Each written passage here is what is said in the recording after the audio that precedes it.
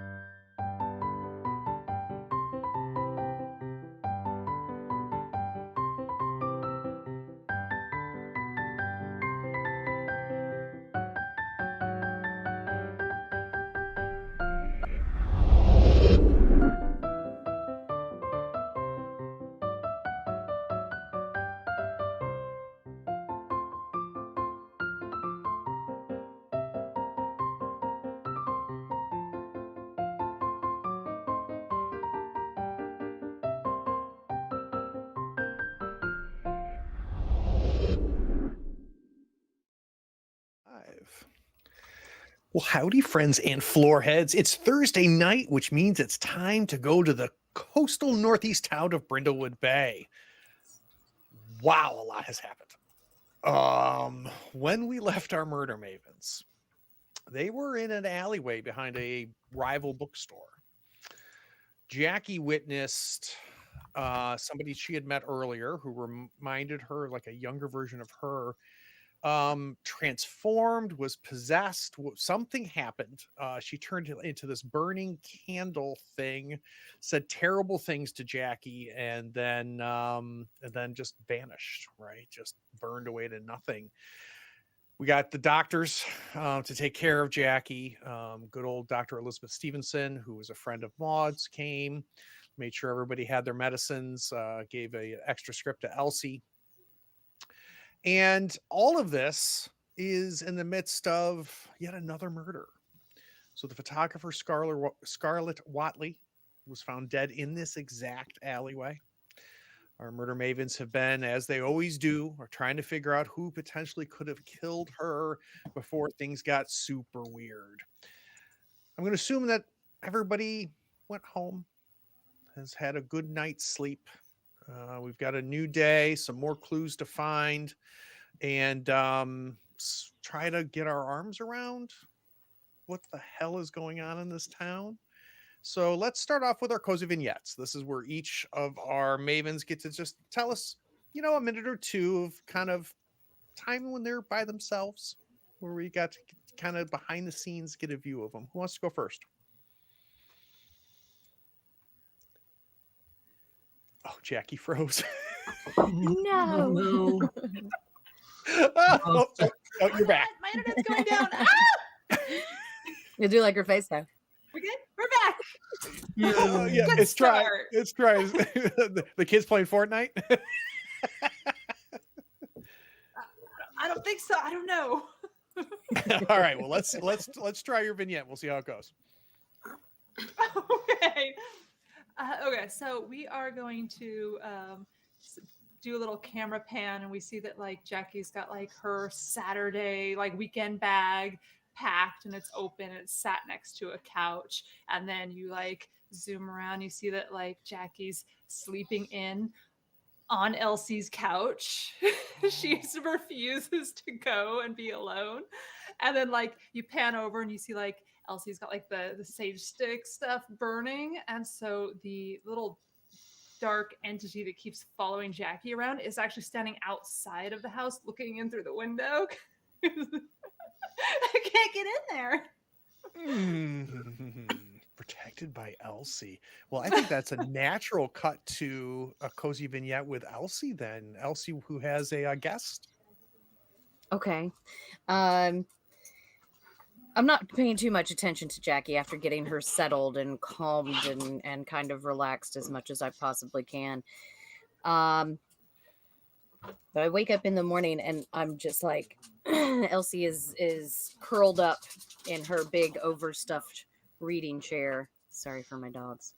And has a blanket like wrapped all the way around her, and there's just one singular candle on the table in front of her that's lit, and she is just intensely staring into this flame, kind of rubbing her hands together. But her shadow is from the candle is slightly elongated. And you can kind of see the fingers like reaching over her shoulder as she stares and just stares and stares into this flame until she's interrupted by whatever happens next. Love it. Absolutely love it. Who's next, Maud or Geraldine? I can go. Let's do it. All right.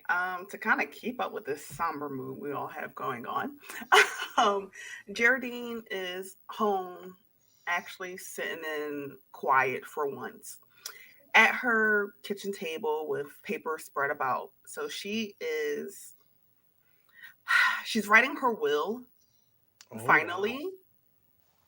Just from everything that's been going on, she doesn't feel like I'm going to live forever. She feels like I don't know what's going on, and I just want to be able to make sure my family's okay in case anything happens to me. So, and she got the will paper just out writing down things like housing papers of things she owns and her husband owns, things she wants to keep in a family. She has like a family book sitting out, like of pictures of the children when they were younger, and just kind of feeling her age. Wow. These are the best vignettes we've ever done. Don't let me down, Maud. Oh, so Maud is in her bedroom. She is fast asleep. There are pictures of all four of her husbands kind of around the almost in like this almost like protective sort of space around her bed. Maud is passed out, and she is sleeping like you would see a teenager sleep. One foot is kicked all the way off the bed as if she has no cares in the world. One arm is like slumped over. You can see that there's an empty glass of wine on the nightstand to give an idea that maybe last night was a little rough, but this morning she seems to be perfectly at peace. The weird thing about this scene is that her sweet little puppy, Sassy, is at on the bed in a very defensive position, ready, Ooh. hackles raised. It's not barking, not growling, but it is staring intently at the window. And it seems very tense and ready, despite the fact that Maud is completely oblivious to the world. So normally at this point we would cut to kind of starting our day, right? A new day of solving mysteries, but I actually have a vignette. So there's a bird cage, a large bird cage, and it's on a coffee table. The room is very, very cozy. We can see sunlight coming in. It is not a modern decor, but a modest decor. Inside of that large bird cage, there's branches that have been kind of installed, and we can see three yellow canaries, chirping away, singing away, and jumping from branch to branch to branch. An extremely handsome man walks into this living room, one that none of us have met before. And he comes over to the bird cage. You hear the little chee-chee as he kind of opens the little canary door, and he gently puts his hand in there, and we see one canary just hop onto his finger. He gently takes the canary out and closes and locks the little clasp on there. And he looks directly at this canary. And we see him pull out like a little, like a lip balm salve container. right? The little round ones. We see him, it's unscrewed and it's there. And he's got the bird under it. And he takes a little bit of this salve and he puts it on the beak of the canary. And he says, "There you go, Maud. Now nobody will behold the false prophet." He slowly puts the canary back into the pen and closes it up.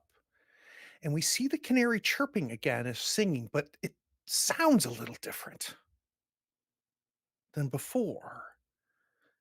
And what's most striking is the other two canaries don't even acknowledge that our little canary Maud is singing. The little canary Maud flies up to go see one of them, and it won't, not even acknowledging her. She flies over to the second one. The second one doesn't acknowledge her either. All right, let's get started. How do the four of my mavens get our day going?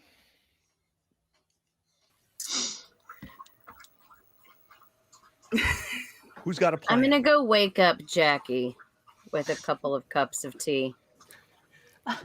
Thank Christ. Caffeine.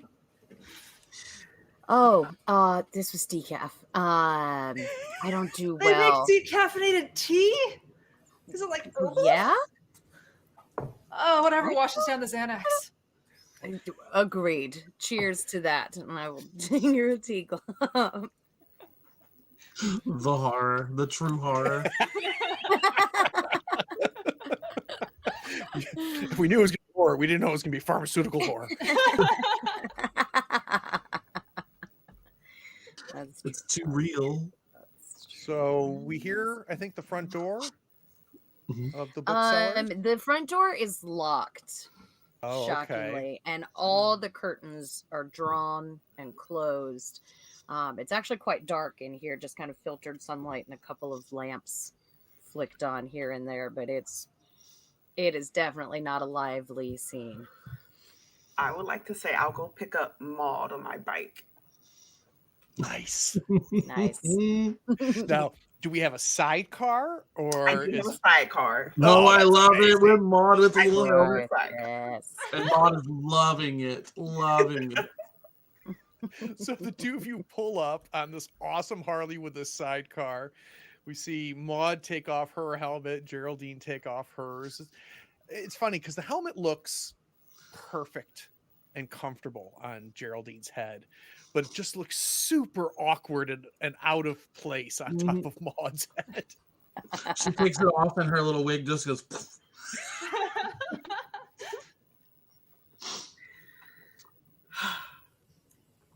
Ready, Maud?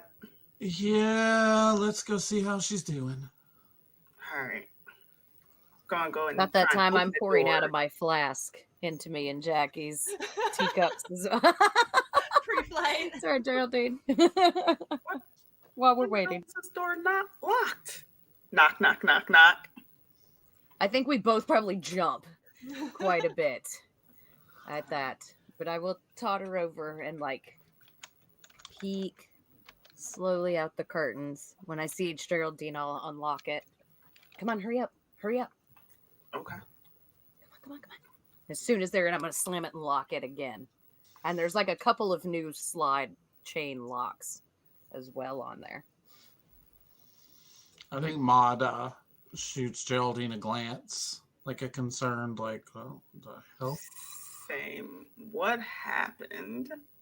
Anything else?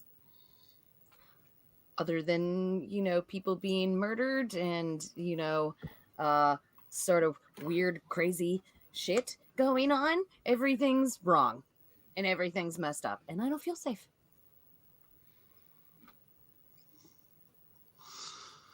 Emphatic nodding Okay. from the back of the room. Okay. Oh, Okay. Jackie, it's Geraldine and Maud. You can come out. It's okay.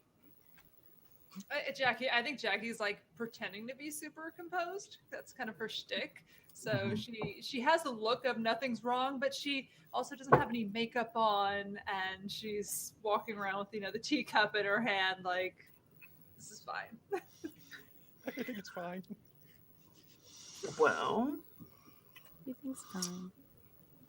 yeah, yeah. Okay. All right. I acknowledge that shit is getting wrong. Really, really wrong. Getting Is has been. This is continues to be. So, and Maud sets her large purse down, and she looks at the three of them, and she says, all right, so here's our options. We stay here. We solve this murder, whatever we need to do. We take it, we take this however we need to take it. Or I make a call right now, and the four of us take a little trip to Jamaica at my expense, enjoy a holiday, and just get away from this town for a little bit. So I want to pause here for just a second. We heard Maud say all of those things. But the three of you, whatever Maud said, is about the dumbest thing you've ever heard. Both suggestions that she gave you are kind of ridiculous to the point of it being a little embarrassing. And it's not that her words were different, but that's how you heard it. And just the feeling is like, whatever, Maud. Okay. Sure, Maud. Why would we do that? It's just a suggestion. I'm just saying. I got the money. We can leave if we need to. If taking a break is what y'all need to do, then that's what we'll do. Y'all are the ones seeing cockroaches and eyeballs and burning people and all of that. You saw the cockroaches. You're right. I did see. You know that I don't have cockroaches. Never. I'm just saying we can get away from it all if we need to. That's a dumb idea. That's crazy. Ridiculous. We're not going to run.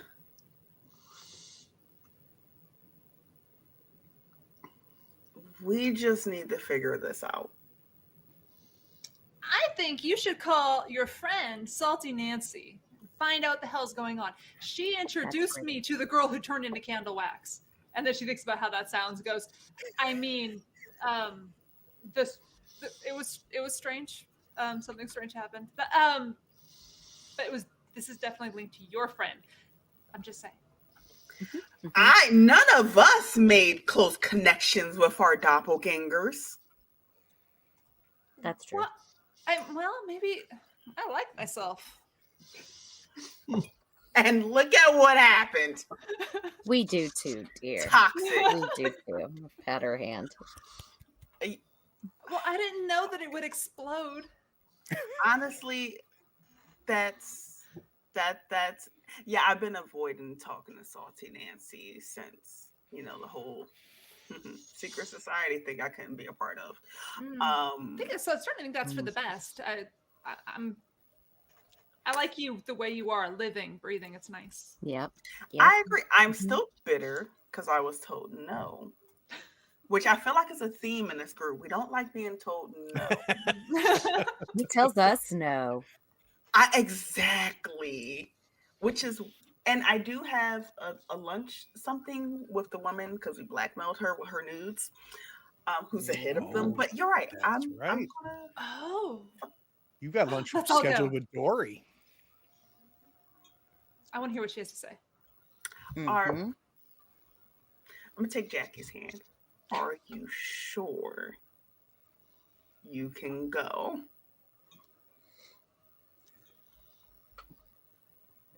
Do I look unwell? Yes. What's the worst thing? What's the worst thing that I could do?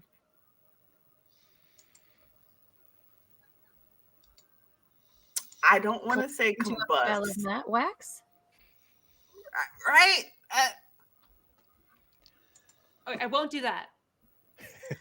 Are you sure? Well, that's the one thing I won't do. Well, God damn it, you got me. Someone's Is knocking that at the door. I'm gonna jump again. I'll go check it. Were you expecting anybody? Were you followed? Were you followed here? I don't check to see if I was followed. Why wouldn't you check to see if there's people are being murdered all the time? Oh, now we're panicking about people being murdered? While they're talking, Maud just goes to answer the door. I was getting ready to go. Yeah. Looks out the window. You look out the window, and there is a young, attractive deputy. Deputy Valentine is standing there. She's got her uniform all set. She's got her hair slicked back, and she just kind of gives a little wave when she sees you peeking out. Maud will turn her head back. It's the Popo.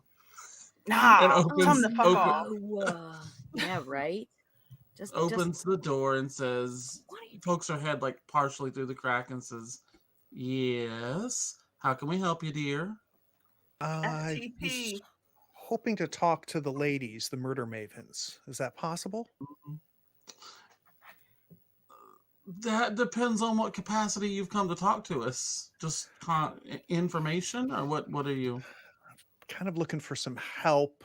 Is it okay? I'd like to talk to one of the Murder Mavens, though. One of the women that are in the club. Yeah, Would that be okay?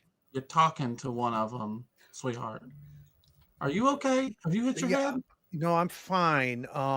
Is Miss Lily here, or Miss Richards, or Miss Smith? Hold on a second. And she shuts the door right in her face, turns around and says, "Okay."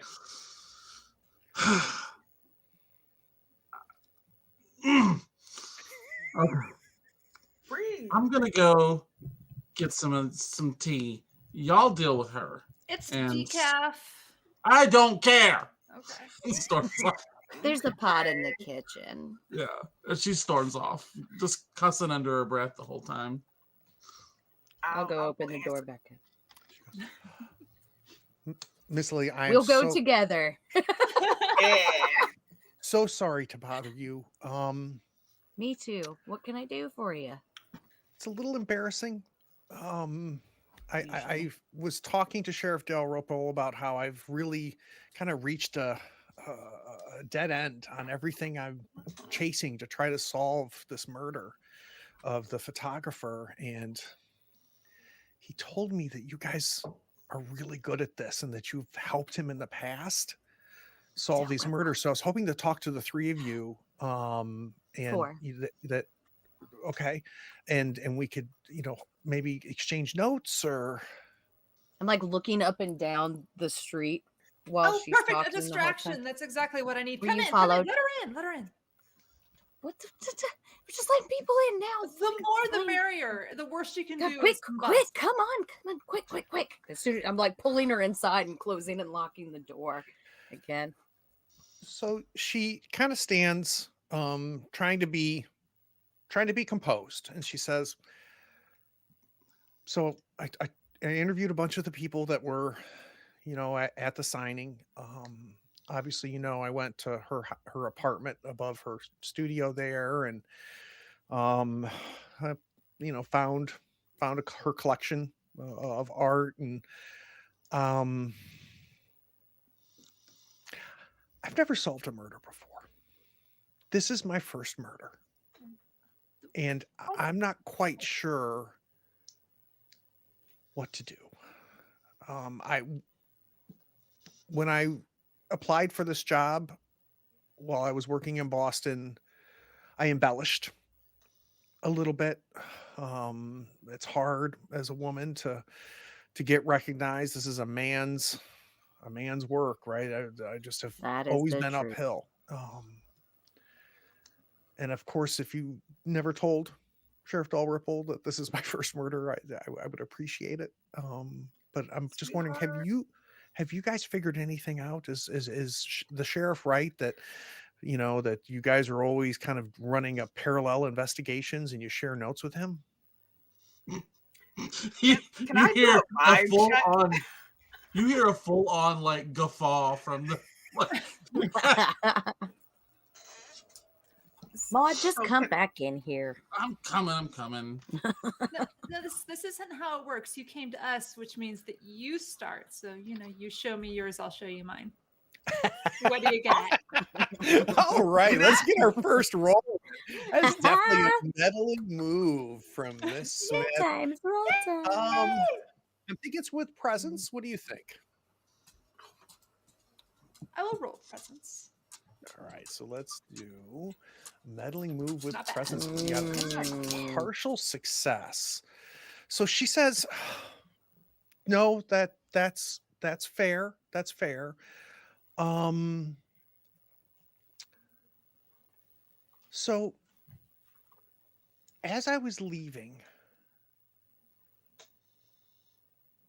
her apartment, I was coming down the flight of stairs that led up to it, right by her shop, and there was what looked like kind of like crumpled up newspapers in the corner.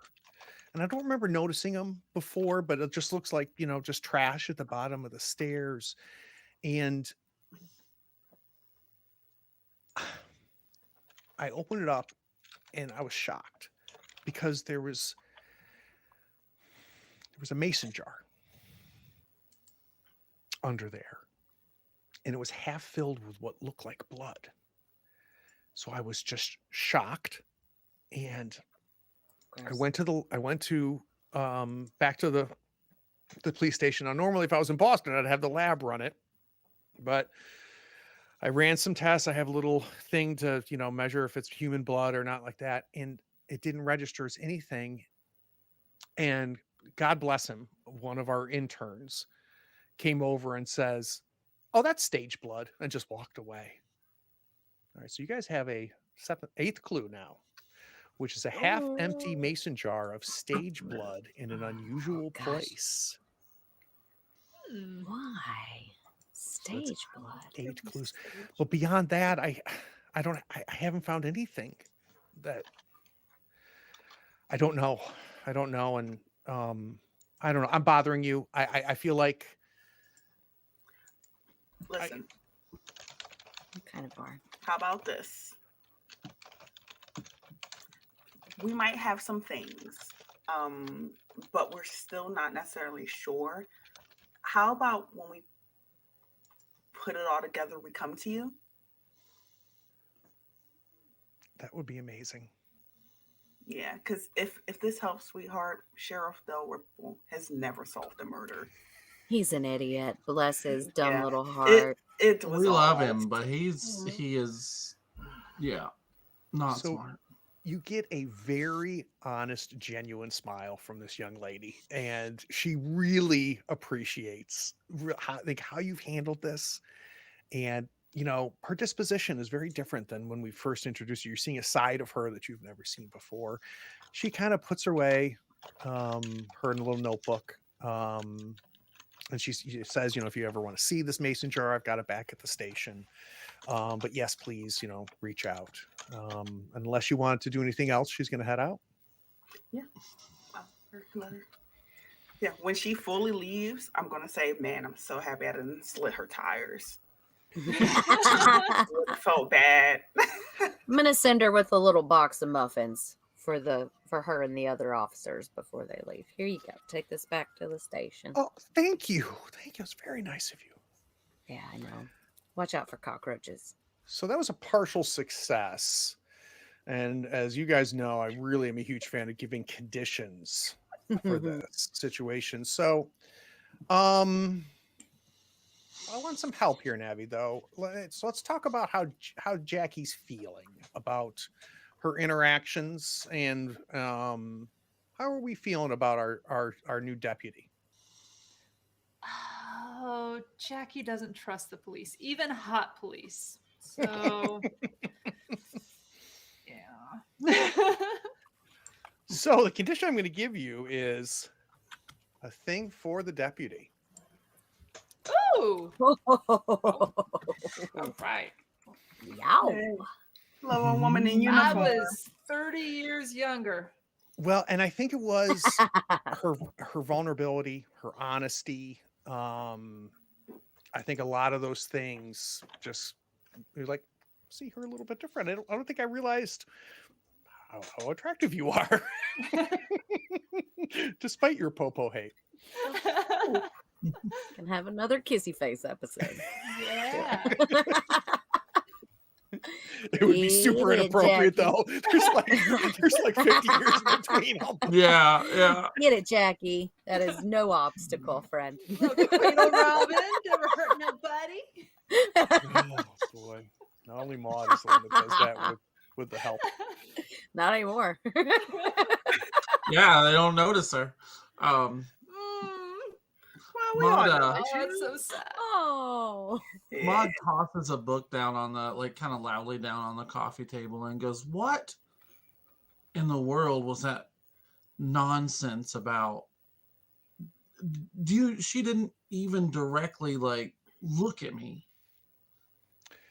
So What to are you give you talking about? 3 contexts for my other murder mavens, What are you talking about? this is just so uncharacteristic of Maud.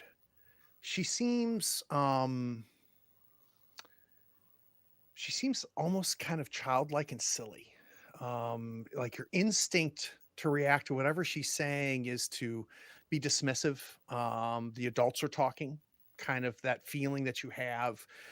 You've got some very serious things to do here. We've got everything happening with the murder of Scarlett. We have all the weirdness that happened to Jackie last night. And Maud is just talking about just silly things. That's the feeling the 3 of you get. Maud, honey, do you need a cookie? There is fire behind Maud's eyes at this point.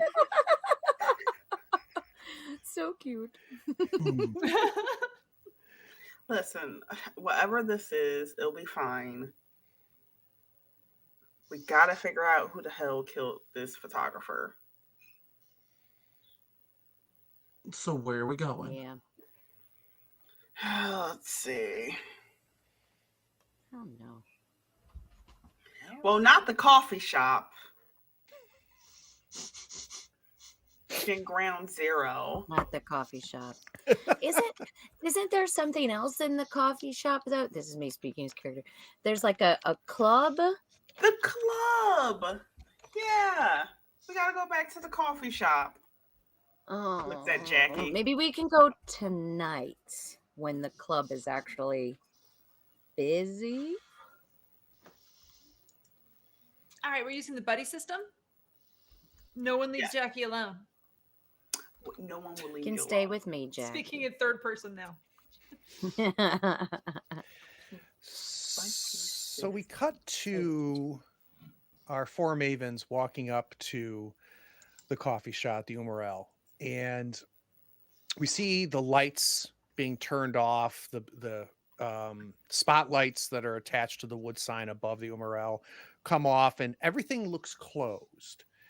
And the 4 of you know the routine.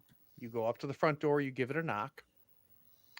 This beautiful young woman, if she's 18, she's 12, is there. She's got a very skin tight, sleek black outfit on. And she says, "Wow, have you been to Club Sencio before?" Oh no, we're very much looking forward to it, young lady. It's we don't generally have women of your Caliber. There ain't nothing you're doing we ain't seen Caliber. before. We can I just- outdance all of you. I just don't want you to be shocked or offended or anything. Oh no, No, honey. no. You it'll be can't reach fine. our age and still be What? offended by things. Let me tell you about San Francisco 1965. I promise you it'll blow whatever this Yeah. is So away. it'll be, and she talks right over you, Maud. It'll be $5 a piece, so $15 total. 20. Oh no, I give her the $15. And she, I- she takes the 15, and I just And- assume the child can't do math. opens the door, and then leads the 4 of you to kind of this back area where there is the door. And though the four of you may have never been here before, you know that this is kind of the hip place. It is really for locals only. None of the tourists that come into Brindlewood Bay are ever told about Club Silencio. And it's a place where the residents of Brindlewood Bay that want to just let go and be themselves, they can come here and they can let go and be themselves. Woo, who do I recognize? Well, so far, she opens up that door and you see a very tight staircase that leads down. But as soon as it opens up, you can smell cigarette and cigar smoke. You can hear kind of a club music coming from down below. And the four of you head down. Now, when you get to the very bottom, there is no way this club is just under the coffee shop. It's got to cover like 2 or 3 other shops. The way that this place is huge, totally unexpected. You can see different people sitting at cabaret tables all over the place. There's a stage on the far side at the very back of the room. There's a bar to the far right. There's the music. People of all different ages, but lots of familiar faces. Some of the younger kids that work at the different shops that you've seen. We of course see our some familiar faces there, including our handyman and landscaper to Maud is there. Yeah. The walls are mirrored, which makes the place even look bigger. Just it seems like it stretches in every direction all the way. And there's kind of this blue hue to everything. The way the lighting is, it just gives everything this slightly aqua color. There's velvet curtains for doors. It's cozy, but in a clubby sort of way. And I need to paint the scene. So I'm going to need the four of you to help me here. Jackie, you glimpse yourself in one of the mirrors as you come into Club Silencio. In what subtle way does your reflection seem different here? Like almost you're a different person. Oh, I don't know.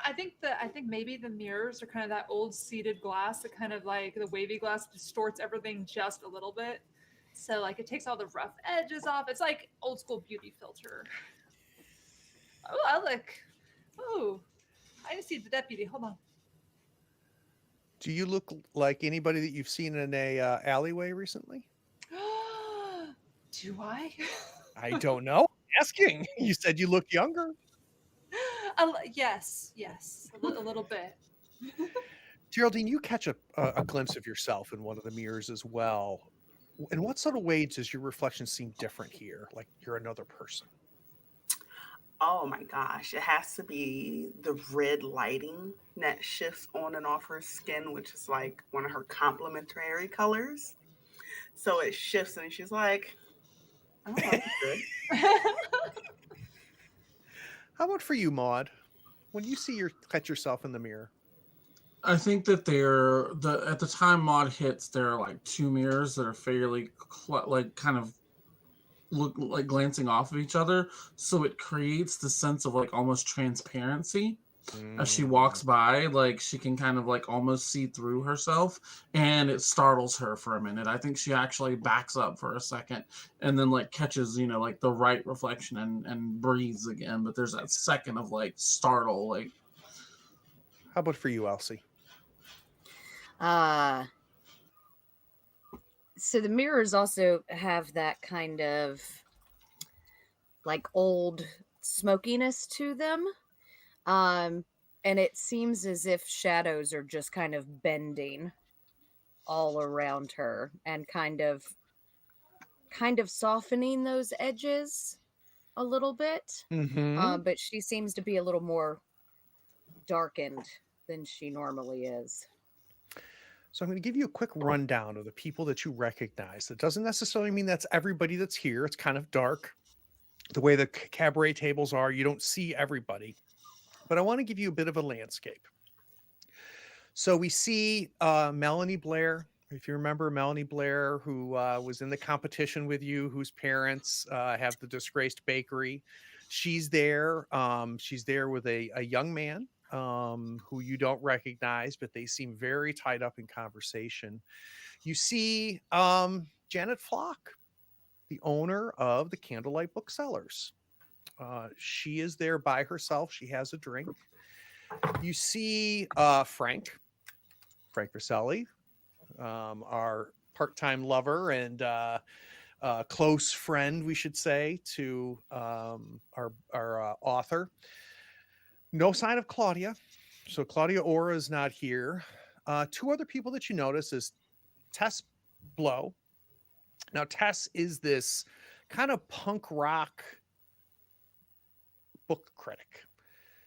Elsie, you're very familiar with her. And when Tess Blow says this book is worth buying, you've always noticed sales jump up. She's always summered here in Brindlewood Bay, so it's not a shock that she's here. That's why you wouldn't consider her a tourist, right? She comes here during the summers. But you notice Tess. And then the last person you see was the guy that made the huge scene during the signing. If you remember, there was this Anthony Wilkes, and you know him more than anybody does, Elsie. He's that guy that is obsessed with murder mysteries. Huge fan of Claudia, went out of his way to make sure he was first in line. What are we going to do?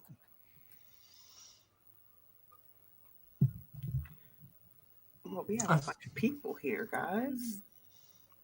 I think Maud goes directly to the bar.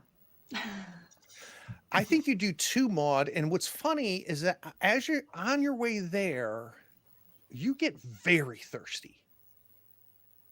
Like, you were going to go to the bar anyway, but now you need to get to that bar. Mm-hmm. You get there. There's a couple patrons sitting at the bar, really having their own conversations.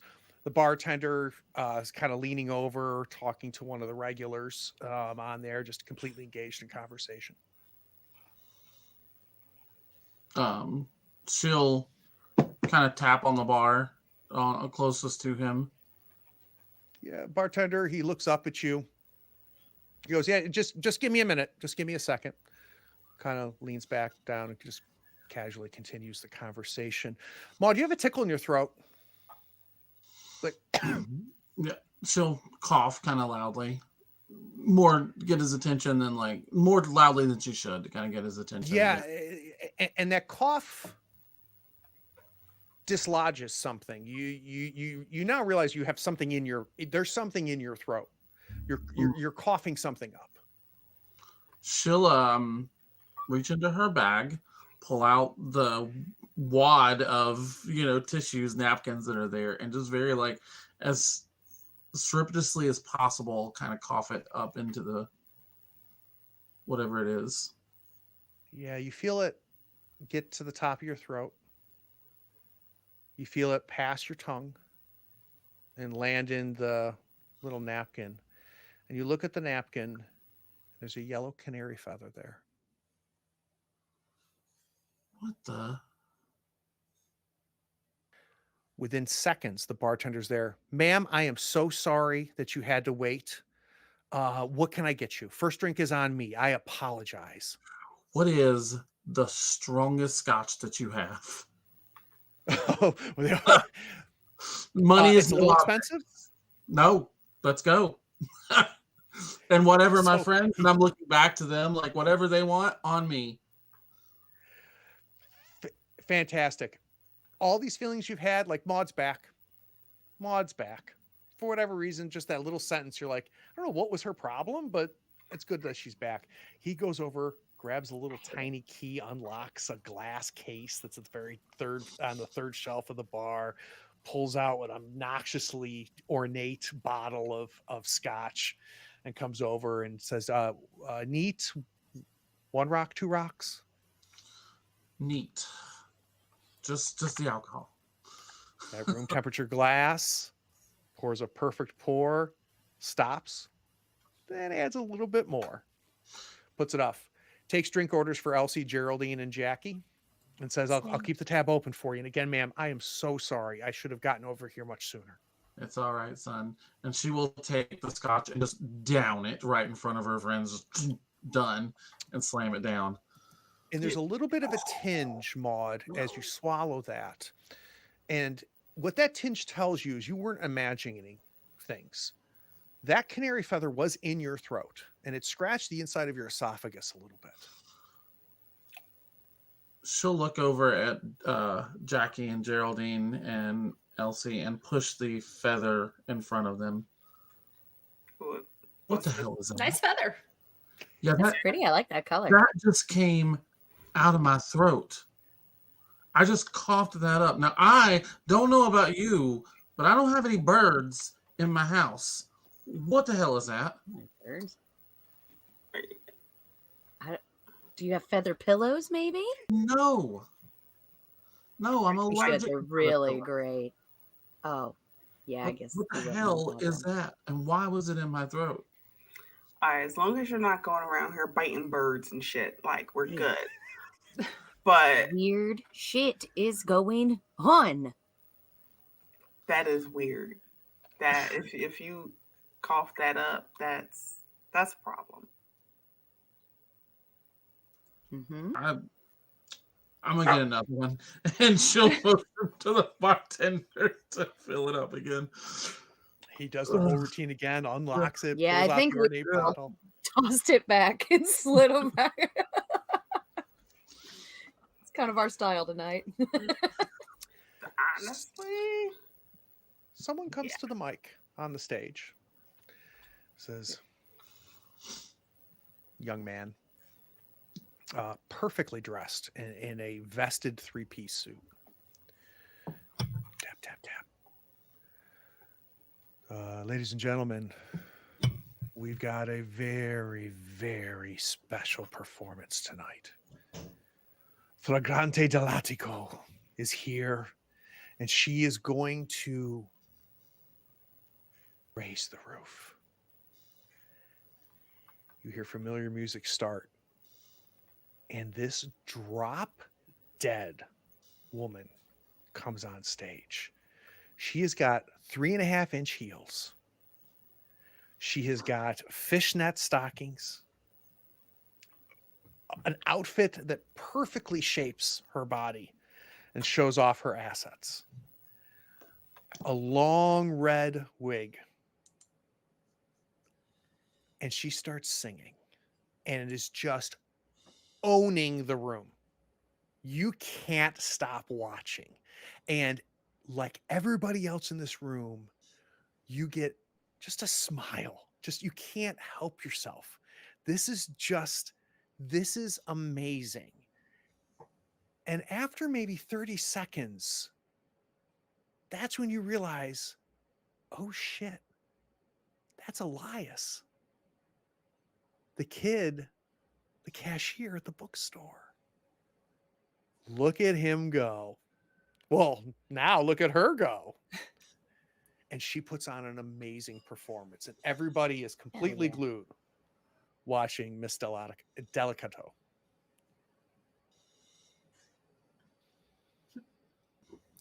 Can't hear you, Shadika. You're muted. You're still muted. Stop being muted. There you go. Now you're good. is that the little weird kid from the book cafe? I think so. Gorgeous. Right? How did she do her eye makeup like that? Wow.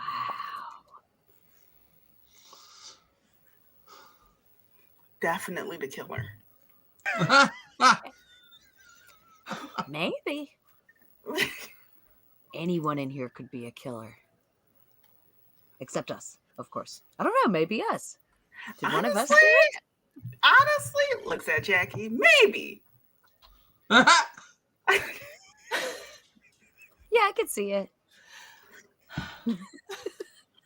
Mom is gonna make her way over to Tess, the book critic. She's gonna take her bourbon and take her scotch, and she's gonna make her way over to the book critic. Have you ever met Tess before? No, I don't think, or maybe like in passing, like when she's been like hanging out with her as Elsie is hanging out with her, but no, complete like stranger. She has got a rat's nest of a hair, but it's purposeful. Right. This is how she is presenting herself. She's got just thick black eyeliner on, an ashtray full of cigarettes. She's got Girl. one that she's just dragging on, unfiltered Marlboros, Ugh. just going on, and she's like, seat's open. Model sit down and scoot a little bit away, not quite close, but she'll kind of lean in conspiratorially and she'll say, "Okay, I know you've talked to Elsie before, and you know that all of us are real into the Golden Crown mysteries, and you know that all this. I just have to ask: is a murder near the signing of one of Claudia's books? Is that gonna affect like the sales on this book at all?" Here's the thing, sweetie. And she's just got a raspy Yeah. coffee tobacco voice, right? She goes, here's the thing, sweetie. And she might be like 27 years old, but she sounds older than you, Maud. Right. Let's be honest. The fact that anybody's reading Claudio or her garbage is beyond me. Nothing's going to help her. So whether someone's dead out back or dead out front, all I know is that's one more person that doesn't have to be subjected to reading that drivel. You're better off dead. And so you're a friend of Elsie? Yeah, we go way back. Yeah, it's a good bookstore. Good bookstore. She features the right stuff. Lights up a second cigarette. The other one, like, there's a second where there's two cigarettes involved before the one goes on. Like college. I think Maud is gonna like push a little further. She's gonna meddle a little bit, and she's gonna say, "Do you have any thoughts on any, like, this is all like a bit racy for the book trade, right? Like, there's not normally murders involved." We're thinking composure here. We're trying to be a little chummy with her. Yeah. Presence, I mean. Presence, I think. Maud's trying to like feel herself like she's been so out of like she's really trying to push her like personality at this point. Yeah. All right, so let's meddle with presence. Boom! Look at that. Wait, now something terrifying has to happen to her, right? Like additional terrifying. Oh gosh! Did we switch characters and I wasn't paying attention? That's a Jackie roll right there. That is a Jackie roll. This is the first critical that Maud rolled the whole game. Yes. So, Maud, she kind of looks around a little bit and she goes, I hope you understand I have to read those oral books as part of my job. I don't expect that you've read any of them. I've tried, but Did you read The Woman with Longer Legs? No, because that sounds like a terrible title. You know it's an oral. So, Claudia based that. One of the characters who ends up being the murderer. Do you know who she based that character on? Who's that? And she tells you. So you have a new clue. A character in a Black Glove mystery is obviously based on a suspect. Nice. I like it.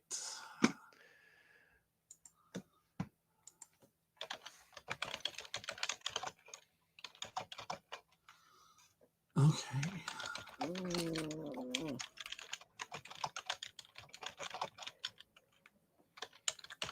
All right. I like that. That's cool.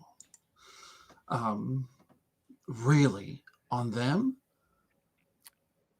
Yes, and I think anybody who's familiar with Brindlewood Bay, I summer here, would recognize them in that. Never knew it was a big connection, but I'm not gonna lie. First thing I thought of when I found out there was a body out back. You have got a point. That is a very good point. She says, I'm gonna head back to my friends now. I just wanted to introduce myself. And she kind of tips her glass of scotch, and she says, thank you. That's very interesting. And She maneuvers cheers you herself back. back. Yeah. And she's kind of going under her breath. She's like walking away. And I think as you guys were coming down to Club Silencio, because of the smell, you were expecting like everybody smoking. And it was pretty much just her. Yeah. It's pretty much. She pulls a small little bottle of perfume and just. So, Maud, as you're walking back to the girls, and I mentioned, the decor here, the neat lights that give this kind of blue hue, and we saw how each one of you saw something a little bit different. Incidentally, now, Maud, when you look in the mirror, you are not in any way feeling transparent or ignored by any means. But you do walk by one of the mirrors before you get to the bar, and it makes you stop and look behind you and look at the mirror again and look behind you. And it's because there are 3 people behind you in the mirror. One of them is Greg Shipley, the chess master. He's just kind of dismissively shaking his head at you. Next to him is Abner, who was a friend of yours, the director. And he's doing this to you. Last but not least, in a very arms crossed, dismissive, English sort of way, we see Paul Rivera. And to be clear, it doesn't look like them. They're not like reflections or apparitions. They are physically standing behind you, Maud. She'll twirl around real quick. I'm going to need a night move. Ooh. Oh, dang. Yeah, we're going to need a night move here, Maud, because Oh, shit. this is a... You would bet everything that you've ever owned on the fact that these 3 dead men are behind you. What are you afraid is going to happen if you fail this roll? Honestly, I think she's afraid that she is going to snap like Jackie has. She's noticed that Jackie is not herself. She's worried about Jackie. I think she's afraid that she is also going to end up in that state. I think it's worse than that. Yeah, it's definitely worse than that. Your reaction is going to be slightly different than Jackie. If you fail this roll, you are going to be in total denial of anything of the supernatural. This is going to crack your brain a little bit. Ooh, shit. So you are going to be not only unable to find a void clue going forward, but you also can't participate in the theorize move on the final mystery because you don't believe any of this shit. No. So I need a night move. Here we go. Yeah, it's definitely composure. Now, before you do anything, is there anything you think that could help you in your cozy little place that could give you advantage? It's a big roll. This is a big roll. I have to remember what's in my cozy little place. Right.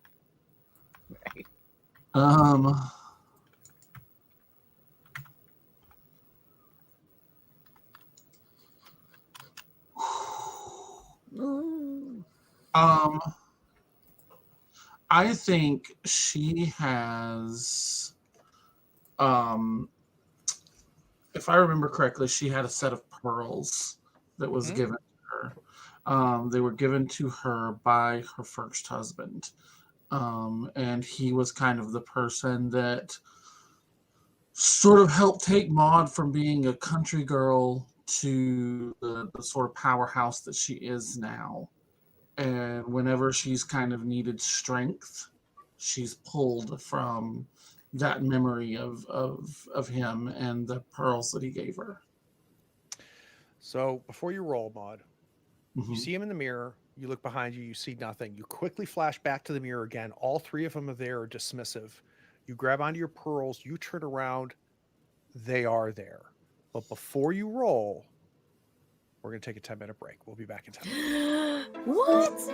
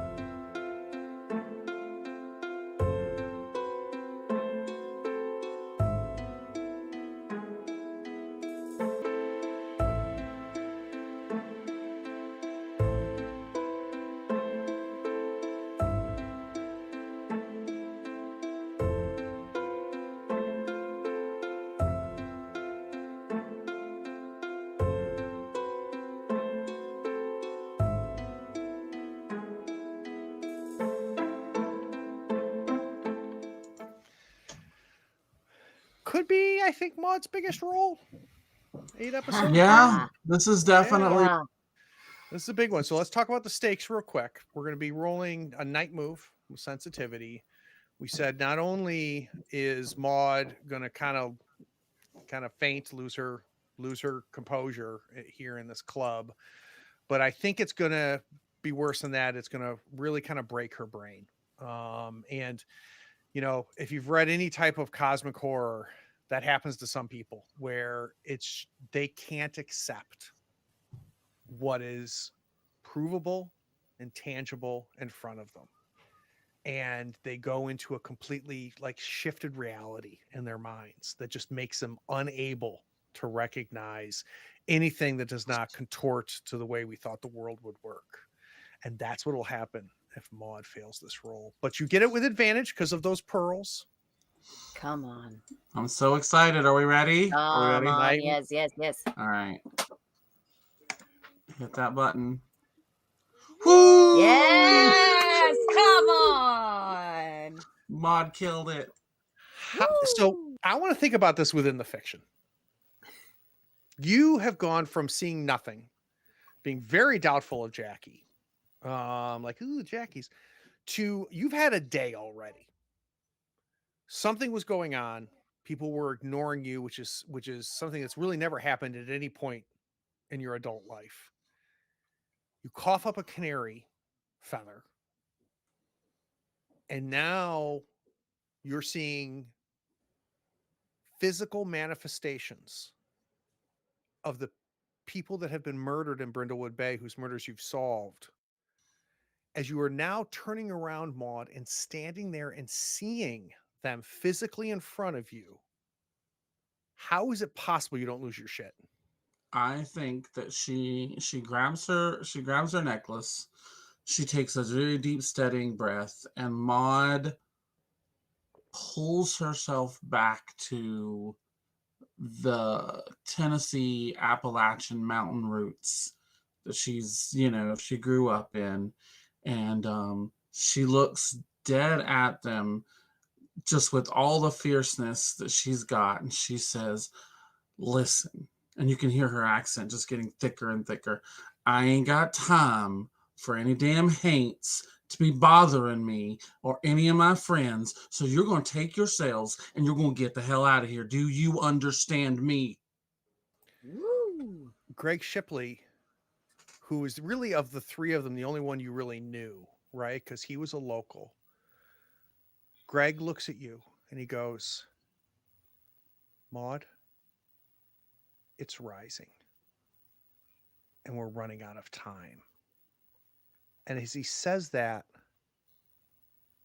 we see like 7-Up bubbles.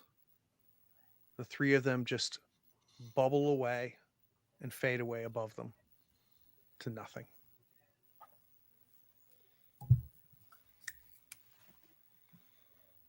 And I think that's probably where her friends find her, is just standing there staring at this empty space, just like stock, like her back is like rigid. She is absolutely as tense as you have ever seen, Maud. Just ready to fight something. I think it's Jackie that comes up. Jackie like comes up and she puts an arm around Maud's shoulder. No, I like doesn't even. You've been actually kind of funny today. There's a moment where Maud nearly turns around and decks her. Like instant, you see the fist come up, and then she goes, "Child, you just scared the hell out of me." This What? place is packed. How did I scare you? Can we get out of here? Can we just settle up and go, please? Sure. I'll tell you what I found in a minute. Let's just settle up and go. Meanwhile, I'm on the dance floor with Geraldine. I was going. This reminds me of the 60s in New York. Well, I do have another paint the scene question because Flagrante's set was unbelievable. She did 4 songs, and each one just got the crowd more and more excited. Just as Maud went through that, she's finishing her 4th song. And Jackie, I don't know if you remember, but what was her opener? Because it got everybody's attention. She did a cover of what? Divinals. When I think about you, I touch myself. And every head snapped, and everybody was watching her. And you know, you gotta be very careful when you're building a music set like this for a show like hers. You got to be very strategic. This, in its own weird way, the first song is super important, but the secret to a great show is knowing how to change the tone for the second song and keep the audience. So Geraldine, you'll never forget this. When the music started, you started to hear the intro for the second song. You knew it immediately. What did she do? And she killed it. Can you say, Warren, cherry pie? Oh. And by the end of that, we saw a lot more of Miss Delcato than we did at the beginning of the cherry pie set. The third song, Maud, though, is the song that preps us for the finale. So how did she go from cherry pie? What did she do to kind of set the stage for her big finale? What was her third song? I think she brought it down to something that was more low key and very like somber, and she did Cyndi Lauper's Time After Time.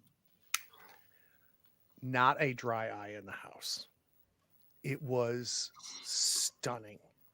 And even though there was no effects on her mic, there was a beautiful, just deep echo as she sang, and the song got further. But it faded to silence. The other ones were cross-fading. She went from one song to the next song to the next song. After time, it fades to silence. And Elsie, you got goosebumps when her finale song started. What was it?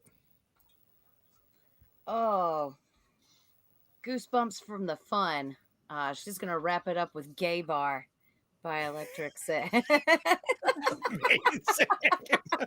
That is amazing. So Jackie, as you worked your way to go see Maud, because you could tell she was having a situation there. Very seldom do we see Maud standing still for a long period of time. You had to work your way through the crowd because everybody was up. It's not just Elsie that's dancing. And you get to her. So Maud wants to get out of here. I do that thing everyone hates. I picked it up from Maddie when she was still alive. I get the fingers in the corners of the mouth and do the whistle that just over the top of the music so the girls can all hear me. Gotta go. Right. I'm going to quickly ask Frank, where's Claudia? So, So- I'll take I'll start moving towards the door with Maud because she needs to get out of there. Yeah. But now that everybody knows that we're headed that way. Okay, Kinda meet- I'm gonna Wait for Implicit meet Geraldine. at the top of the stairs, right? Mhm. All right. grab Elsie. You grab Elsie by the shoulders, and you're seeing Frank. Oh. He's actually at the bar.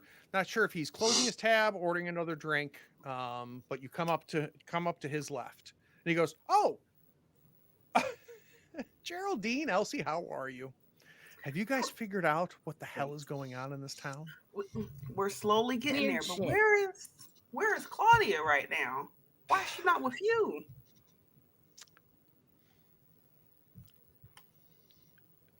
We realize that we are the member of the same club. I care for her. She cares for me. But we're both members of the Small Doses Club. We can only take each other in small doses. And she's here longer than normally she would be. And usually it's by our third or fourth date that we remember why we just do this a little bit and we can't do it forever. She can be very, very difficult. And you know what? Full transparency, so can I. Oh, well, y'all made a super handsome couple. And we're going to be fine tomorrow. But we just had it out tonight. I'll come home. Might have to call an Uber, but there's no Ubers. I might have to get a taxi. I shouldn't drive, but no, we'll you know what? I might even go back to the inn where she's staying and maybe just kind of sneak in. Honestly, I think when you let down, my husband was also extremely difficult.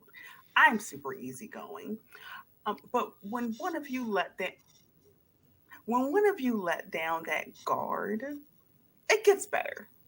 You learn to compromise. It sucks at times, but y'all keep finding each other, so you got to be soulmates. There's a gravity. There's definitely a gravity, but she's not going to marry some old dude that runs a coffee shop in Brindlewood Bay. She's a big star. You'd be surprised what women will settle for, actually. What do you settle for? Yeah. Cool. You're a great Geraldine guy. Geraldine with all the tact.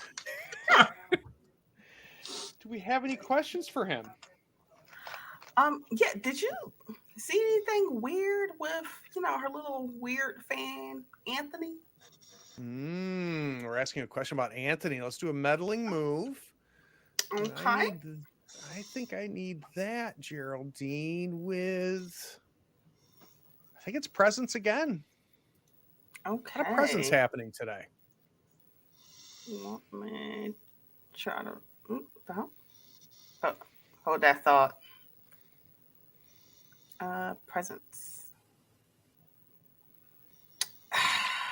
Oh, you ended the streak, Geraldine. He doesn't have to. Oh, Put on a Put that crown. on. I'm gonna put on a crown. Okay. Yes.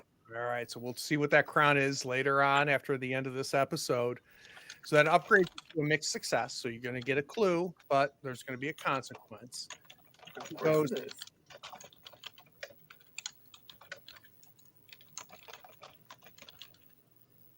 I do have to tell you something. Okay.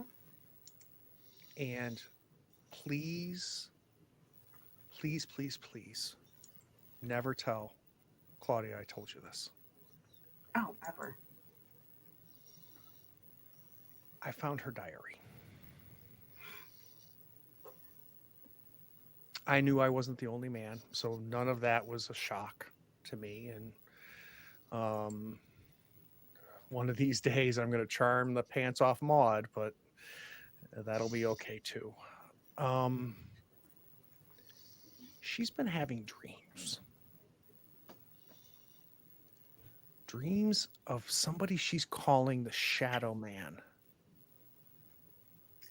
Oh. And it's something I can't bring it up because then she'll know that I read her diary. Sweetheart, we can bring it up. So you got Absolutely. your 10th clue on this complexity 7, Oh, a diary entry of dreams of the disappearing man or the shadow man.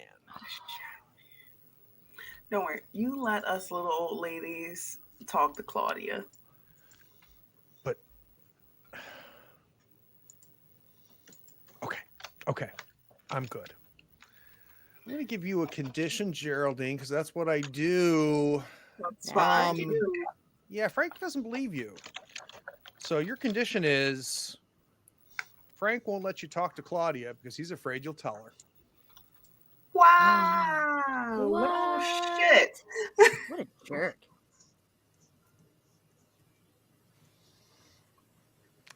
Let's cut to outside of the coffee shop.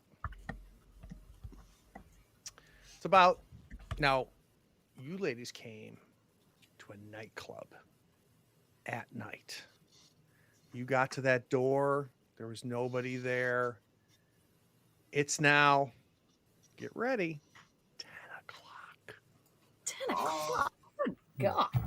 By this time, they brought the velvet ropes out, and there's a small line that's started, but everybody else that comes to this club is just now deciding what they're going to wear as the 4 of you pour out of the coffee shop. Too young.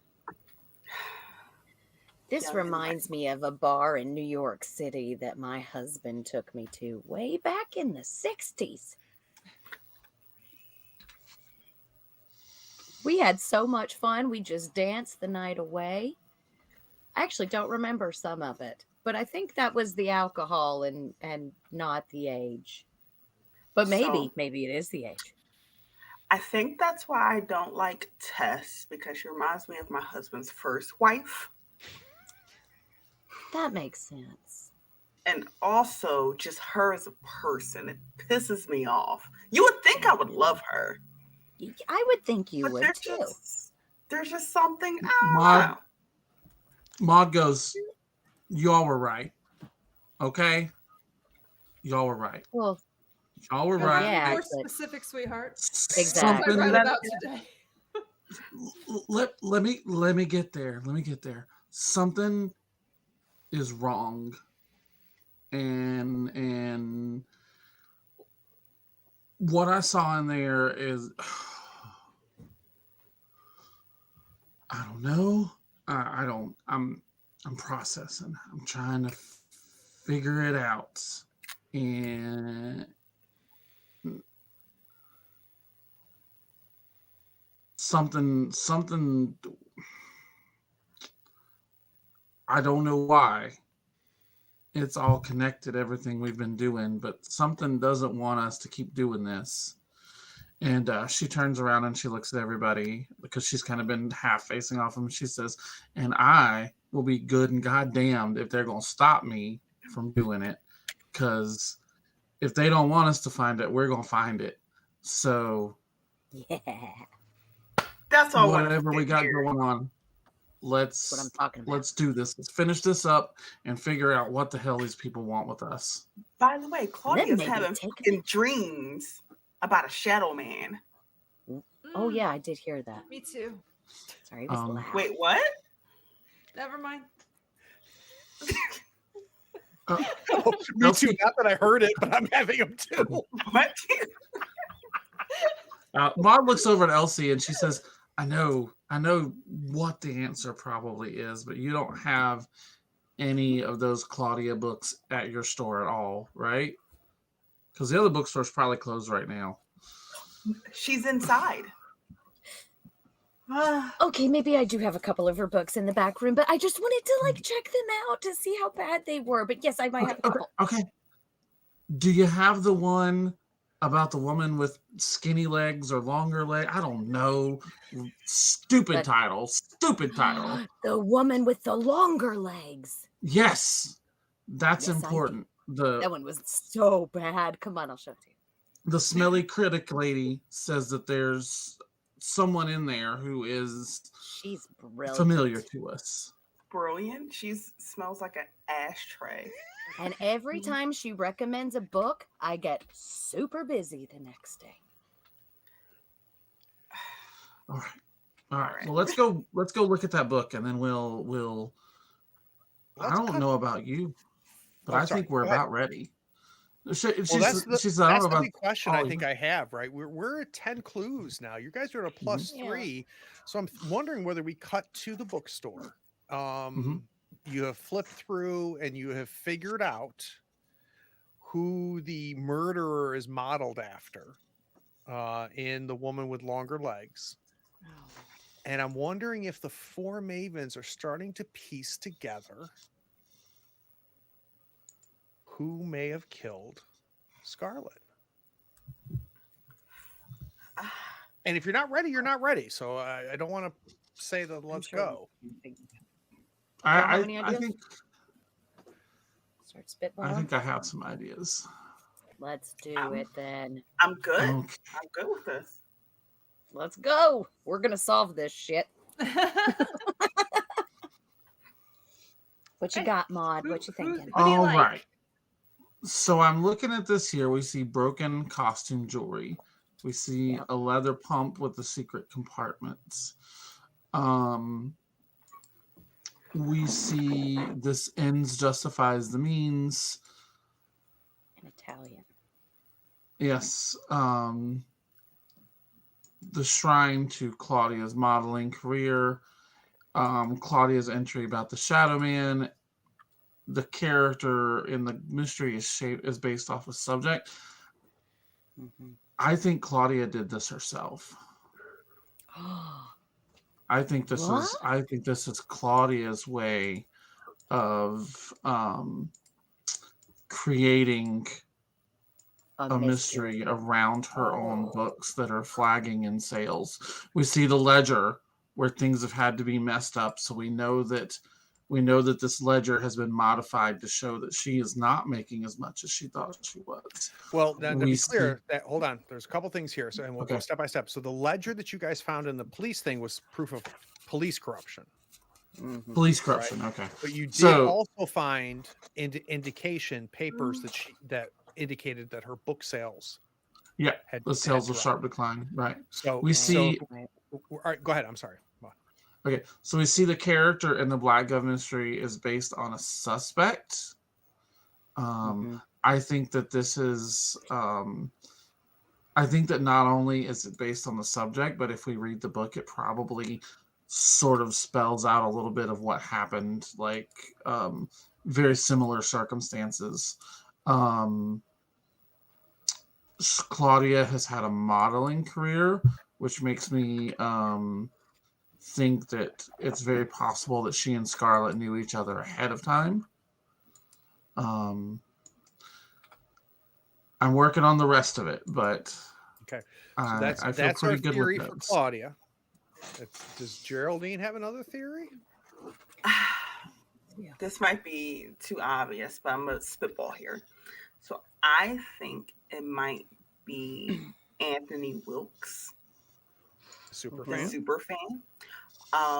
In a sense, I'm going for idea first. He killed Scarlett because she took the pictures in the S&M magazine of Claudia, and he wanted that to disappear. But also in doing that, he knew that the Black Glove mystery sales went down. So kind of like what Maud said, surrounding her against this mystery may also increase the book sales. And I think maybe he was trying to set a woman up because of the leather pump with the seal compartment on it. And remember, there's a detail to that that's open to you guys, which is something fell out of that secret compartment that was undefined. Right, so you guys can decide what came out of that little secret compartment in the heel of Scarlett's shoes. Ooh, it's going to make it for the whole mystery, though. Okay, I'll wait for that one. And the character in the Black Glove Mystery is based on Anthony because him and Claudia did have maybe a fling that he Ooh. couldn't Oh, maybe that's what made him obsessed. Yeah. Like a And one-nighter. Part maybe to interpretation, all the Cthulhu-esque stuff that was happening, but the diary entry about the Shadow Man could possibly be Anthony sneaking into her room, Stalking her. Yes. stalking her. Ooh. Oh, I like that. I like that. I do What if the too. broken sapphire costume jewelry was something that Anthony bought Claudia, not like Claudia. realizing that she obviously know what a fake jewelry was, and Yes. she turned it down because it was like she turned it down Oh, because it was that's fake. It's smart. obviously fake. I was going to propose someone else, but I like it. I'm What are liking you this a thinking, lot I too. like it. I like it. What do we What's think about Jackie? the ends Leather justify pop. the means? Well, Oh, that one is his end is to get Claudia. Why is it in Italian? What nationality is Claudia? I don't know. Oro know? is her last name, but that could be a pen name. So I'm open up. I don't think we've described her enough to get any sense of heritage. How about this? How about he knew that her lover is Italian? He might have Left thought it for him. Oh, she's you're into good. this. So it sounds like we've convinced I like it. Maud that maybe Anthony Wilkes could be it. I think Elsie has gotten on the Anthony Wilkes bus. I don't know where Jackie is, though. Yeah, we're here. Come on, Jackie. What you got? I could like it. I could like it. But do you Do you have think What another do we something think else? about the stage blood? Yeah, the stage blood and the ledger are That's- not working for that one. We don't necessarily need them all, of course, but I kind of No. I always try to like see if I could make anybody make them Right. all make fit for everybody, or you know what I mean. Is there Yeah. somebody else, do you think, that maybe Jackie wonders if all these clues point to?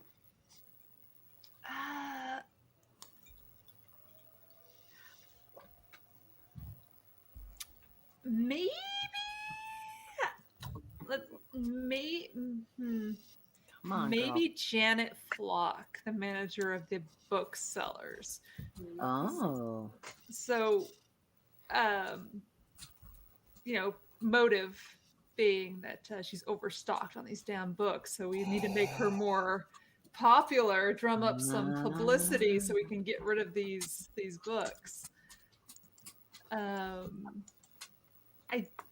think maybe because if we could do the ledger could be her paying off the cops to like not say how underwater her business is. Okay. The stage blood is interesting. So the stage blood in a strange yeah. place feels like maybe with the intention of like setting a scene to throw the scent off, but like realizing other people are already kind of going there and like abandoning the idea. I think that kind of works. I don't know who they'd be directing it at with stage blood though. Maybe our cabaret It's got me. dancer. Her employee.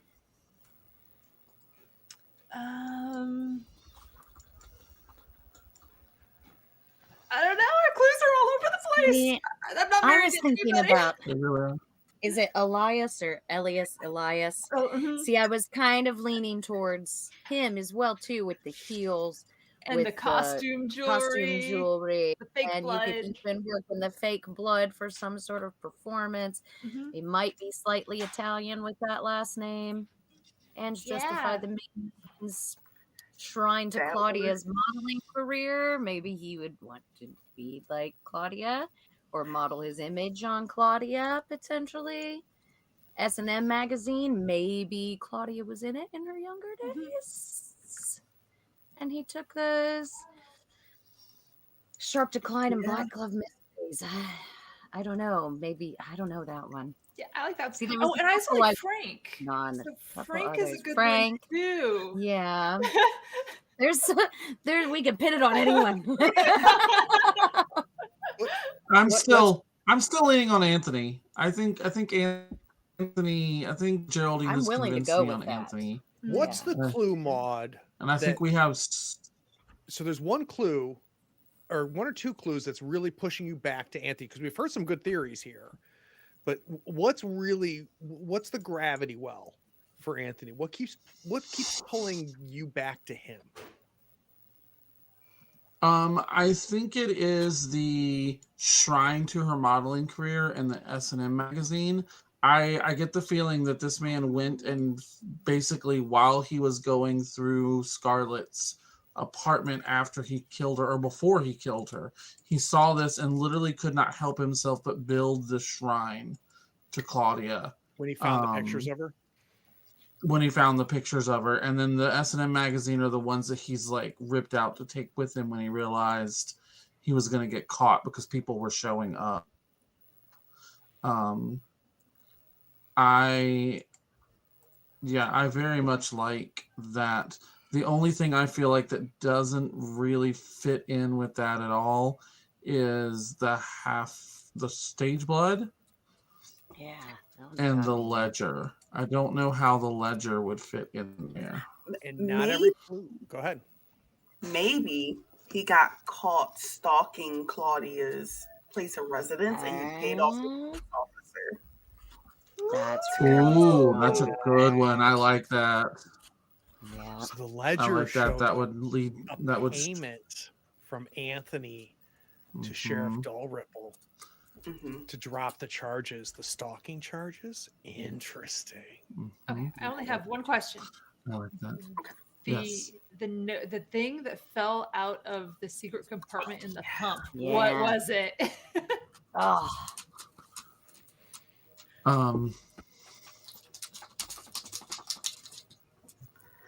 if we put it on Alias, we could say is secret cash dash.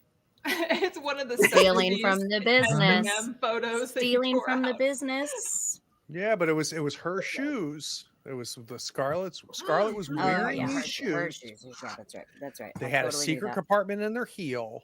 And we're Something fell well. out. Maud looked at it and put it Totally into knew her that. purse. Is Oh man.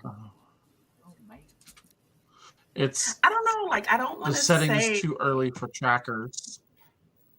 yeah, I don't want to say like Too a early for photo of crackers. Anthony and Claudia You know? because it just doesn't feel right. No, I No. don't think. Yeah, he's I not. don't think He's not a that's- pretty man. no. Claudia is yeah. He would Yeah. be very much outside of her league. Now it doesn't mean it doesn't happen, right?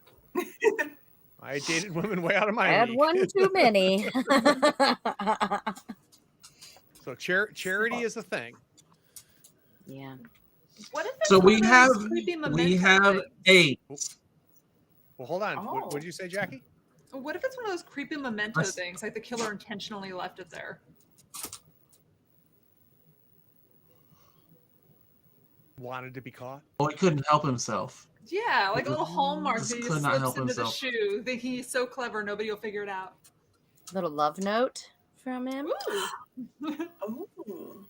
He left her a love note and she I was like that. stashing it on her in case he got too much and she could use it against him somehow. Ooh, maybe she kept the note and put it in her shoe. Yes, yes. She kept kept the it note, put it hidden. in her shoe, kept it hidden in case something were to happen to her because he's getting dangerous. Interesting. All right, I'm going to go through these clues. It feels like we're gravitating back to Anthony. Let's talk through them real quick together. So we just talked about the pumps. That was an insurance policy. It sounds like that Scarlett had in case. Hey, this guy is a freak. He's been ransacking my apartment, and he like I think he's not well. So we're saying Maybe even Dalrymple said something to her. He didn't press charges, but he might have mentioned, "Hey, I saw this happening," so she put it away just in case. I love the idea of the insurance policy that she's like, if anybody's gonna, Dalrymple won't find this in my heels. The Murder Mavens would though. All right. Yeah. So are we saying the broken sapphire necklace with the costume jewelry? Walk me through how we decided that was going to be. We found that in the alleyway. it was a gift that That he was planted. A gift. He gave that was to a her, gift he she tried to threw it give to away. Claudia. Yeah. Hmm. She And- laughed in his face and broke it right in front of him. Nice. Yeah. Yeah, we like that. Yeah, Okay, love so it. we have the anonymous message in perfect Italian saying the ends justify the means. Mhm. How does that? Where was that left? That was Where'd we find that was a card that we found near the body. Near the body. I Maybe think it that was was a to try to- message for Frank.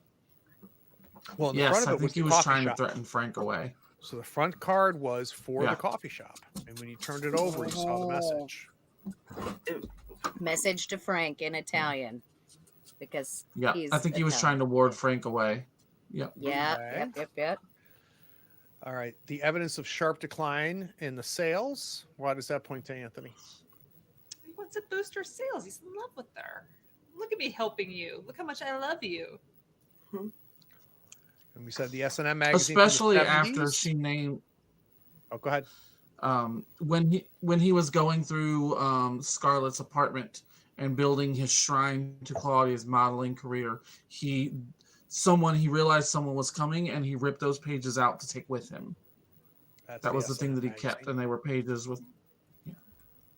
He didn't want anyone else to see them. Right. Mhm. And you guys Yeah. figured out what pages were missing, and they were pictures of Claudia. Hmm. Claudia, yeah. Okay. And we're saying he couldn't help himself when he found photographs of Claudia. He had to build a shrine to honor. Of course, yeah. He's obsessed with her. Mhm. Yeah. Yeah. Okay. The police corruption was him paying off. Who did he pay off? Did he pay off Dalrymple? Did he pay off another deputy? Who do you And think? the hunky dumb one. Yeah, Yeah, the big Yeah. stupid dumb one. Yeah. Our bohunk. Well, I mean, they Poor- both kind of poor are, thing but didn't know what the he real was big doing. one. Yeah. Okay. We've decided. It sounds like we don't think the stage blood is in play. All right. I just can't see a way to make it work. Not every right clue's a now. clue, right? Yeah. We think the character in the Black Glove mystery that that Tess told you about was Anthony. Mhm. Do I remember that Yeah, because correctly? he's creepy and weird. Mhm. Yep. All right. Yep. And then the last piece is the diary entry in Claudia's diary that Frank told you about, talking about the shadow disappearing man. How does that pin it on Anthony? How does that prove Anthony killed her? Killed Scarlett? So, I would say because Anthony's sneaking into her place at this point while she's asleep, your subconscious when you lightly wake up Subconsciously thinking it's a and then dream. go back to Yep. sleep, and it's just a shadow that walks by her Yeah. and just goes in and out. And She she thinks thinks it's a she's dream, but dreaming. it's not. Yep. Mhm. Yep. 4, 5, Yes. 6, 7, 8. That is 9 clues. 9. You'll be at a +2. This was Geraldine's suspect. Slowly but surely, we convinced the other 3 Mavens that Anthony is the killer. We're going to do a theorized move. We're going to do it at +2 to see if Anthony was the killer. Oh, I have to. Scary. I have to Yes. do it. I Yes, roll like you do shit. it. All right, Has to be fine. Geraldine. No, roll good. Roll good. Woo! Okay. It's a 7. 7. It's a 9. It's a 9. It's a success. There's no question it's Yes. Anthony with partial success. It's pretty late at night. So I think Deputy Valentine, even Sheriff Dalrymple, we're now getting towards midnight, 1 a.m., right after all of this kind of mind mapping and discussion of all the suspects. I don't think that we are going to get Anthony arrested until tomorrow. Uh-oh. So let's finish off with my 4 Mavens going where they're going to be sleeping. And that I'm saying, normally I'd say going home. We're all at Elsie's place. She's already home. Don't know what Jackie's doing. I don't know what Maud and Geraldine are doing. But that's how You we'll can wrap all up. stay here if you'd like. I've got lots Oh. of locks on the door. I I'll can pull stay out here some too. air mattresses. I can pull down the Maud, futon.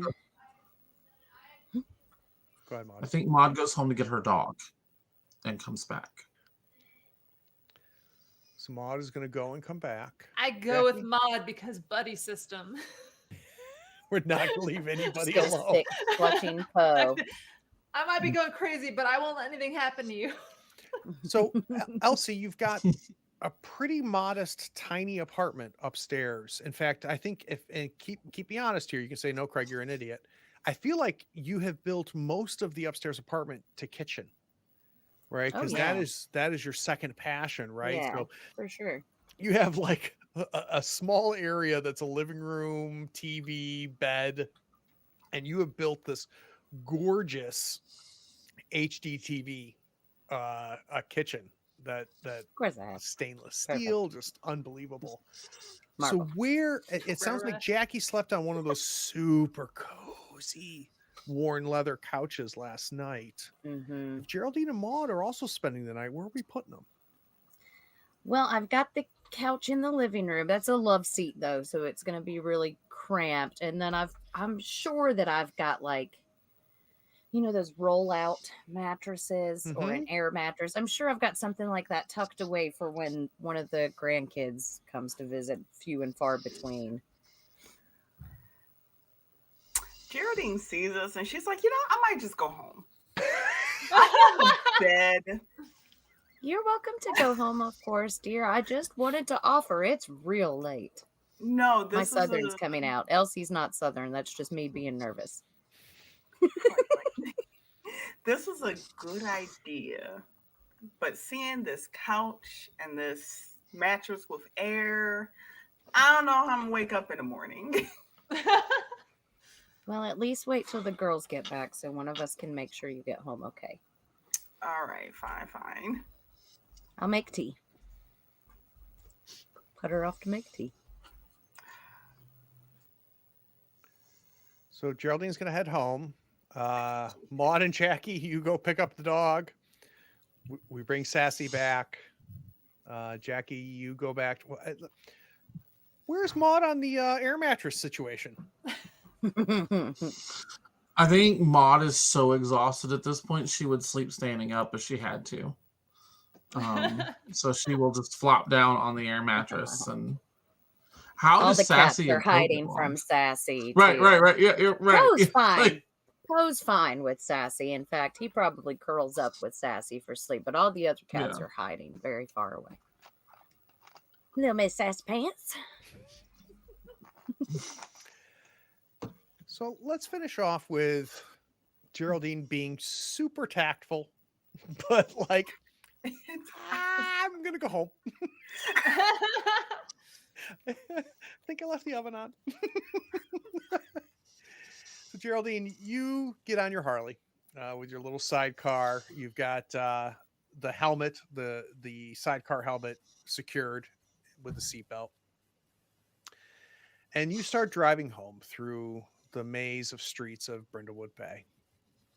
You don't live near the center in the touristy area, but you've done okay for yourself. So you've got a nice place. As you start heading there, there's an accident. And it's recent. It's a motorcycle accident. So you, as you're approaching, see the smoke coming off of it. You see the motorcycle. You see somebody that's on the motorcycle draped over it on the side of the road. They've run into one of the phone poles. I'm gonna get off and help. You get off and you head over there. And you recognize the bike. The bike is one of the newer, but god damn, they make good bikes. One of the newer Harleys. Kind of one you've had, you're like, maybe, I could afford it. And, if I sell maybe 3 of my other bikes. if you ask Maud, she'll get it for you. You then realize that it's a woman in a black leather jacket you have seen before. This is Gertrude. You can tell by looking behind that it's Gertrude. What do you do? Oh, it's ah. This is going back to her trusting Jackie a lot more than son of a bitch. She's gonna hop on her bike and ride over and kind of kick at that bike situation. Yeah, you kick at the bike situation, and that's when you figure out it's definitely Gertrude, because she kind of flops off onto her back. Her legs are still trapped under the bike. You see her face. She is unconscious. She's got blood coming from her mouth. And you see the fire. A fire near the gas tank. You need to make a decision. Because if you do nothing, this bike is going to blow. Despite everything, she's going to get up and move the bike. It's going to get up and move the bike. Get up and move the bike. Get it off of Gertrude's legs. Gertrude, it's hard to tell. She's probably at least 21. You see the sleeves, the tattoo sleeves that you kind of envy a little bit are just now just scratched up and covered with blood. And you see her hand move. So if you weren't sure if she was dead or not, she's definitely not dead. Oh, son of a bitch. I'm gonna go get help. Go to the hospital. I'll be back. Don't die or turn into wax. So what do you do? You're turning She's gonna to fucking hop on her bike, because she is not the person to do CPR or anything like that. Hop on her bike and head right to the hospital to try and get an ambulance out. Yeah, you hop on your bike and you kick your right foot down on the starter, right? And we hear the Harley sound that as it starts. You look over, you see Gertrude there, her hand's still moving. She might be okay. You don't trust after what happened to Jackie. Like, it'd be great if she doesn't die. I don't want to like touch her or do anything. We see you flip the Harley into first gear. And as the bike moves forward, it does it without you. Someone has grabbed the back of your jacket and pulled you off the bike. Oh, shit.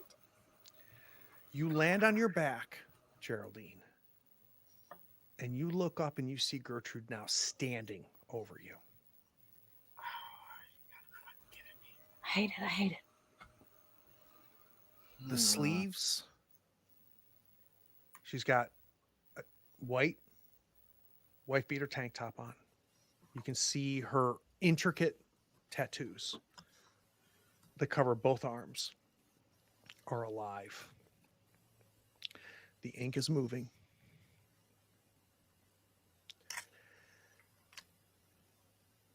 The shirt fades into her skin, turning it perfectly white. It melts into her skin and falls under the tattoos. Her skin's a little bit darker than yours, but now it's become pure white, the same color as that shirt. And it makes the contrast of the moving tattoos even more pronounced. She was wearing a helmet. You saw it. But it's now a intricate bike chain crown on her head. Okay. She looks down at you. She says, "Mama, you need to stop." Okay, that's fine. I'll stop.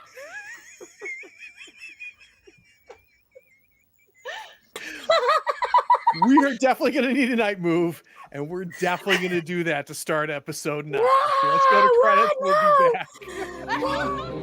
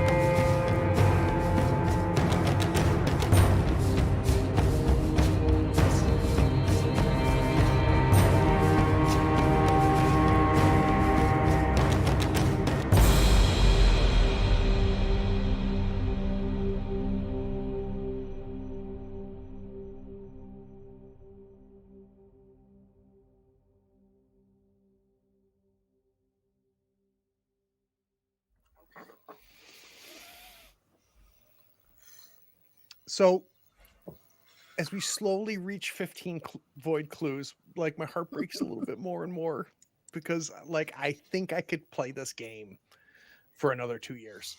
And Yeah, only let's just do that because then. how real these characters have become for me. Oh man. So I've got thoughts, stars, and wishes. I want to go last though. Thoughts are where we share kind of like where we are, and keep in mind that all of this, the characters are now put away. We've put them back in their box.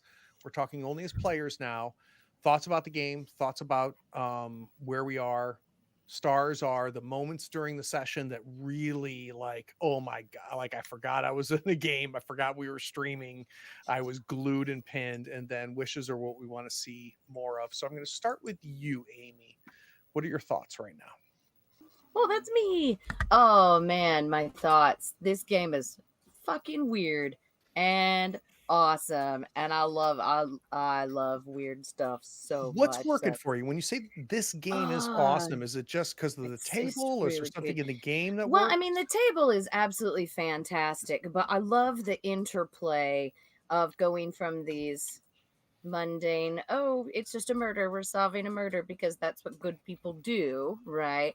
And to like, there is weird stuff happening behind all of it, and obviously we knew that as players coming into it, but like as our characters are switching from this, oh, I've lived here forever, it's the best little town, nothing ever happens, and now it's like everything is wrong. And I just love the way it kind of like turns the whole game on its head from this, we're solving a mystery, to now we're battling supernatural forces. So that's kind of my thoughts on it. Stars? Oh man, my stars are gonna go to you tonight, Craig. Aw. That description there at the end of like the transformation of Gertrude. Oh man, that just got me. And like I had an actual visceral reaction to Maud coughing up a canary feather. Like I actually was like, "Huh," like it, like I felt it in my stomach, in my throat. Like I had an actual physical Oh, that makes me reaction to super your happy. words tonight. So mad props to you, Craig.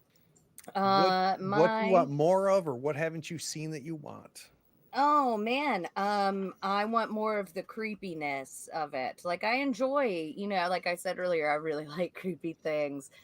Even when I have these weird, horrid reactions to them, I love them. And a lot of it is things that I've never thought of before in my life that I would absolutely have a reaction to, but bring the creep. I love it. Just keep it coming. And like the more it gets, like I was literally sitting here with my cat, like, It's I cool. hate it. I hate it. I mean, I love it, but I hate it at the same time. Like, it's So good. So more of the creepy. How about for you, Maeve? Thoughts? Oh, this was an episode. A little bit of temper tantrum from Maud coming out. I kind of liked that. I thought that was a nice little like curveball to throw at Maud. And when you first like said those reactions, I was like, I don't know how Maud's gonna react to this. And then I was like, well, let's see what happens. And then yeah, so it was definitely like a let's just see how the character is going to react today. And she was very much in her feelings today, so that was fun to. Yeah, and Maeve, I got to tell you, part of the reason I love playing with you, both online and offline, is when you find your character, you play your character, and we saw that tonight, right? Where you trusted Maud and you reacted as Maud, and I just love that. I love that, and so that's my compliment Thank to you. It you was as a a lot of fun. player. Yeah, you're very good at finding the joy of world building with one person, Mm-hmm. which is a Yeah, very it's a cool lot of thing for a fun. GM to do. Yeah. All right, Stars. What sucked you in? Where were you in Oh, the moment the most? um, I think the description. My stars is for you again because the description of the men in the victims in the mirror was Oh, such a cool void. boy, clue. Something that like it's very interesting because like the other people's void clues so far because this is Mod's first void clue. So the other people's void clues have been horrific in a very like body horror or like freaky, like Mod's wasn't in like a traditional like obviously dead people being right there is scary, but they weren't like dead. They were just people standing there. And it was still terrifying. It was still like, that moment of what is going on. And I really like part of that reaction that Maud had would have been like what is this? Like what is going on in this crowded place? In this, after this like weird nobody paying attention. Like nobody's paying attention to her and then suddenly ghosts are paying attention to her. What the shit? And so I really, really like that. I'm glad that worked for you. Wishes. What are you hoping more of, or what haven't you seen Oh, you want? I really just want to see the four of us get through this. I'm very like I don't want to play the end game because that means we have to end, but I want I want to see how this wraps up. I want to see how these four women are able to deal with this more and more terrifying conspiracy. Navi, thoughts? Oh lordy, I'm really enjoying this game. In a way that I didn't expect to, especially coming into it. Well, everybody knows that I don't like PBTA games traditionally, but this one is exceptional. It is everything works, and the moves actually, for me, they fit really well with what the game's trying to accomplish. And there's no point in this game where I felt like the rules have gotten in the way of what I want to accomplish. I really I've been loving it. I went from like a like on the fence, I'll play because Craig invited me to play and I like the group, right? To like, I'll go to bat for this game because it's a really good game. I really enjoy playing it. It caught me in a way I didn't expect it to. Not a lot of things do that to me. Usually once I have an opinion, I kind of am right. It's very hard to change my mind. But with this one, I've done a complete 180. Like since we've been playing, I like it more and more and more the more we play. So, real quick question, because you're one of my favorite designers, and I'd be curious, can you pick out something that makes this not the I don't really like PBTA? So, if you were from a design perspective, is there a decision you see Jason made, or an aspect of this game that elevates it for you as a designer? Does that make sense? aside from the moves getting out of the way, like the Yeah. moves working with what you're trying to accomplish, which is super important to me as a narrative player. The way that the crown system works, particularly the what are the dark crowns? Twilight. What are they called? I forgot. Void. Void crowns. They introduce something strange that consistently happens throughout the fiction, and I think that that's really great for character and story building. Like, I really love making sure everyone remembers that I have like this dark entity just kind of chilling in the background, especially during vignettes and things. I love that. I think that that's really a cool way to handle, like, oh, we can fix this problem. You've gotten yourself into this bad situation with a bad roll, but to fix the problem, maybe you have this interesting thing that kind of sticks with you now. It's a really interesting way to handle hit points, right? If you take a step back and you can go, really, crowns are hit points. And if you've got the right table, and we saw it with these vignettes, when we start marking those void crowns and you have the right table that leans into the ones that they've marked, I love the fact that I'm not the only one that brought the weird tonight. Right? Those of you that have marked crowns brought the weird with you, and that just turns up the volume. I absolutely love it. Absolutely love it. All right, wishes. Like 5 minutes for Jackie alone with Salty Nancy. That's my wish. We're going to leave that right there. We're going to pin that, put it on the board. I don't want to ask another question about it. All right, I'm going to move over to you, Shadika. So you owe me a crown. I do owe you a crown. So let's start there. What did you mark? I marked a void crown, the pilot mask. Talk to me.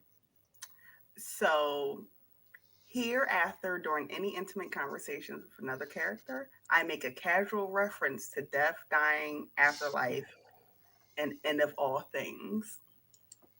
Oh my God, I can't wait to watch you do this. I have ideas. So right off us hearing from Shadika how big the crowns are, right? Like there's a forced arc that happens. It's happening the same way, and Jason's gonna get tired of me like fawning over his design. Same thing's happening in Public Access, the other game that uses the guts of this, Brindlewood. Like, it's really interesting the subtle ways that this game mechanically pushes a character arc that you have control over because you mark stuff. Oh my God, I can't wait. Cannot wait to see what Shadika does with this. All right. So thoughts. Okay. So as you know, I love horror. I love creepy. I love the unsettling things. It's my jam. I go to, and I've played a lot with you now, Craig. Can I ask why? Why do you love horror? I love the unsettledness of it. I love the adrenaline of it. I love everything. I love being scared. And I have a really high tolerance now. I've been watching horror stuff since I was like 5. Right. And something about today's game, and mind you, in your streams, I've died with characters, I've got hurt. Things have happened. Things have been pulled out of your body on stream on Third Floor. Yes. There is something that I had a visceral reaction to when we had to ignore Maud's character. Maybe it was the psychological horror of it out of everything, but I was genuinely I was like, okay, but we got to play. And it might have just been that isolation of someone in your group, something like that. But that, out of everything, is probably going to sit with me for a while. Oh, that's super interesting. And everybody did really well with that, right? Oh, like, I feel everybody at the table really pulled that off. I felt it. I did too. I agree with you, Maeve. Like, I had no doubts that this table could handle it. And I do my best to not tell players how their characters feel, but part of the horror genre is taking away agency, right? That's part of this genre. And I so appreciate the 4 of you trusting me with this. And my God, you guys killed it. And I think we saw not Maud but Maeve react to it. It was so real that Maeve was able to channel herself through Maud. Like, I just believed all of it. I'm totally with you. Totally with you. Now, is that also your star, or do you have a separate star? Oh my gosh. Just you are my star, Craig. Oh, And I want to be you like you when I guys. grow up, because how you've, and this episode was super, it's weird. It was one of the more chillax episodes with a lot of underlying things happening. And I don't think we could get there as players without a good guidance, which is our DM. So my star definitely is for you. You're very kind. Thank you. Thank you. Wishes, what do you want to see more of, or what hasn't happened that you want to happen? Oh my gosh, I don't even know. I think what I want to see is what we're going through. Will it affect the people that we've met throughout this whole like kind of story?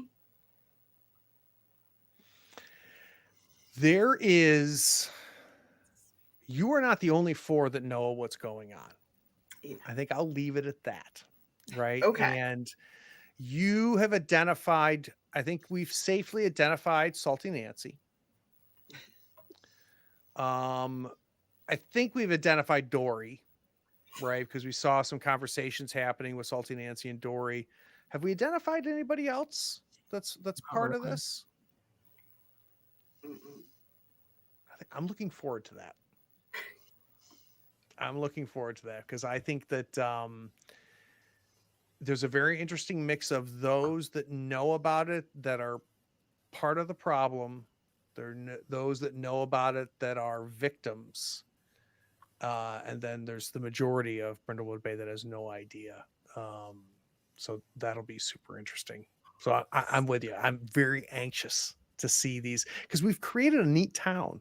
The 5 of us have created a really cool town.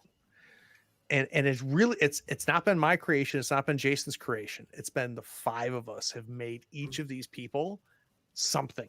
And I think that that's pretty cool. So very quick, we've got some plugs. Who wants to do my first plug? I can do it. So, the main thing I'm going to plug today is actually for me and Shadika. We are going to be in an Old Gods of Appalachia actual play on the Project Derailed podcast. You can find that it's going to be on the Fables Around the Table pod, which you can find on all of your podcatchers. It's a great name. They've got several seasons. Don't just listen to us. Go back and listen to all the seasons. They're fantastic. Their 5e Spelljammer podcast has actually been nominated for an award. It's really good too. Check that out. But February 28th, episode 0 comes out. Me and Shadika are playing. The cast is great. The table, like, everything's fantastic. It's going to be amazing. I'm so excited. There's people watching right now that say, tonight was great, but I need more Amy. If somebody wants more Amy, where should they go? Well, they can check me out here on Twitch at Endless Night Gaming NC. And if you're bored next Thursday night and you're not watching Third Floor Wars, you can come check out Shadika again playing in my game. So double the goodness, double the fun. Come out and see all us. the time. Oh, Shadika. We take Shadika anywhere we can get her. One day I'll talk the rest of you to come and play on it as well. So somewhere in the foothills of the mountains of Pennsylvania, great things are being created. And if I wanted to find some of that, where would I go, and what's top of the mind for you right now? So you can find my games at a couple of drakes.itch.io, or you can just go straight to a couple of drakes.com if that's easier to remember, and you'll find all kinds of links on there. We just put out a new ash can, which I always love doing. Ash can, for those who aren't familiar with the term, is just an early release of a game while it's still in development. It has been play tested, but it's very fun and very cute. It's called Sprout Quest, and it was a huge change of pace for us because typically we do horror and creepy or romantic, and this time we were like, we're going to make the most wholesome game. There's no violence whatsoever, and we're going to pack it with over 100 interesting quests and things that you can actually engage with that require no violence in order to deal Oh, with. that's so cool. So it's got a lot of fun stuff in there. And since my birthday is in 2 days, you can go ahead and just go buy that ash can so I can spend that money on Legos. Yeah, happy birthday. And just make sure when you buy it, if there's a place to put a note, say happy 22nd, right? Because for her Happy birthday, 22nd that'd be- birthday. All right, last but not least, Shadika, you've been plugged. Yeah, I have. What is something that you would like to bring attention to that you have not heard talked about? Is there something cool that you've been a part of, or something cool that you've not been a part of that you want to plug? No, because it's like I'm not on the spot, but I feel on the spot and I like crack under that, which is wild because I play role playing games. But I would reiterate Endless Night Gaming and check me out there. NC. Project Derail, check me out there. Third Floor Wars, check me out there. And of course, the Couple of Drakes, because 1, I love their name, and 2, their games are quite awesome. I agree. Yeah. So as we wrap up some games here on the Third Floor Wars, I want to give you a little bit of the what's coming next. So what's coming next is going to be a duet game, me with 2 players playing Night's Black Agents. It'll be in the same universe as the 1-on-1 was played in. After that, we're going to be going back to Shiver, which is happening right now. In fact, if you watch Monday, you'll find out where we are in Shiver. We're going to be doing Shiver Gothic, though. I've already gotten commitments from Shadika as well as Amy that they are going to play as part of that Shiver Gothic. So we've got that to look forward to. All the socials, Patreon, blah, blah, blah, blah. Love you guys. All the Connect, things. play again. Cheers.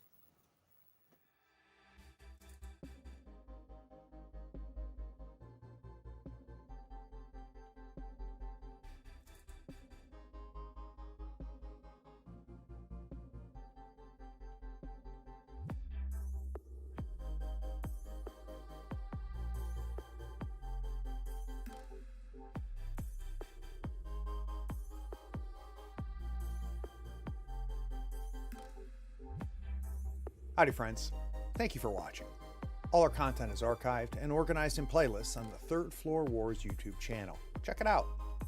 And if you could like, follow, subscribe, and even set your notifications to this channel on YouTube and Twitch, we'd appreciate it, and it'll make sure that you catch all of our content. I talk with creators, designers, and experts across the gaming landscape in every episode of our podcast, Tabletop Talk.